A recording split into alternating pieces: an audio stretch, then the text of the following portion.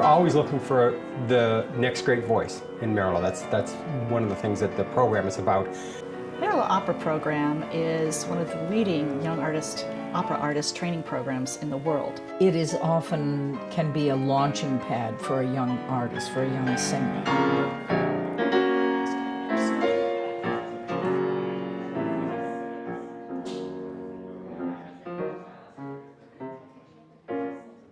While there are a lot of operas out there, there are limited operas that are appropriate for young voices that they can sing the entire role of. So when we decided to do a commission, the first person who came to mind was our dear friend Jake Heggie. A couple years ago when they approached me about actually writing a new opera, my immediate response was yes, I want to do that. Jake and Jean have been partners for quite a number of operas in the past. They make a terrific team. We've done more than 50 songs together, and this would be our, let me see, 2, 3, 4, 5, our 5th opera. I'm always looking for what is inherently operatic in the source material.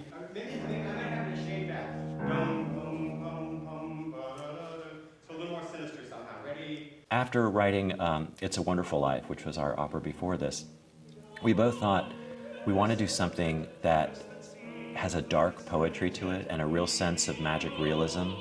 And in this case, there's this central device of a person making this deal with the devil in which, in exchange for his soul, he's able to breathe his consciousness and go from one character to the next.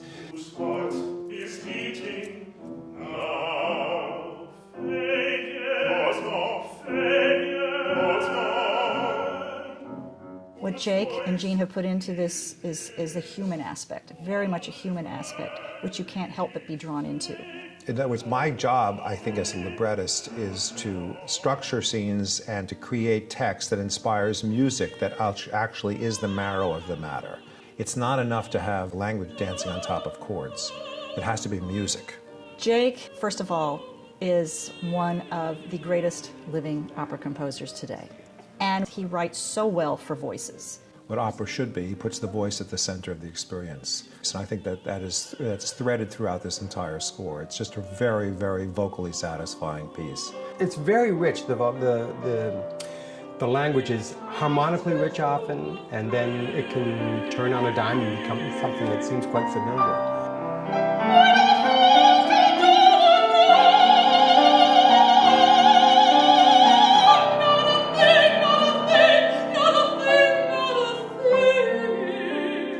Because the human voice has this incredibly compelling potential. I love singers and I love opera singers, so I want to give them opportunities to really use their voices, to really let it soar and also explore the full range and the full array of technical challenges that they've worked to overcome.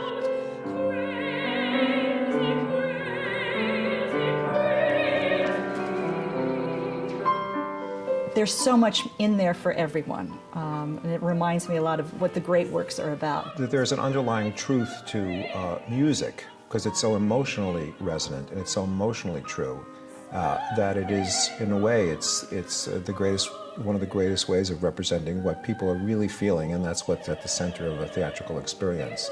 Ruth Bader Ginsburg says that when she goes to opera, she feels like she is actually on another planet when she's listening to it. And I know what she means. I know how she feels.